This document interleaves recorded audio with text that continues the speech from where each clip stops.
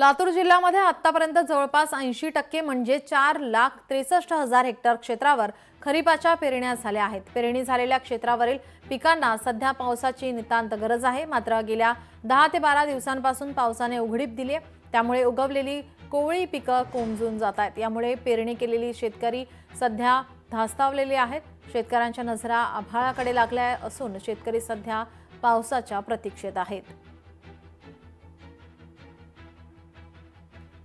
शेतकऱ्यांनी योग्य वेळी पेरणी केलेली आहे, परंतु आता आणि उगवण देखील चांगली झालेली होती, परंतु आता 14 दिवस झालं कसल्याही प्रकारचा एक थेंब नाही। आता सोयाबीन सुकण्याच्या मार्गावर आहेत।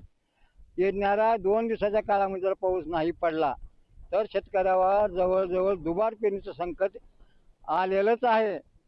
आता प्रत्यक्षात फक्त 2 दिवसाचे आहे। 2 दिवसानंतर कसल्याही प्रकारचे पीक येणार नाही। तरी शासनाने मागलचा विमा दिलेला नाही, मागलचं अनुदान दिलेलं नाही। आता दुबार पेरणीसाठी शेतकऱ्याकडे कसल्याही प्रकारचा पैसा नाही, तरी शासनाने याची दखल वेळेत लवकरात लवकर घेण्याची कृपा करा। लोकशाही मराठी ऐका, पहा, जागरूक रहा।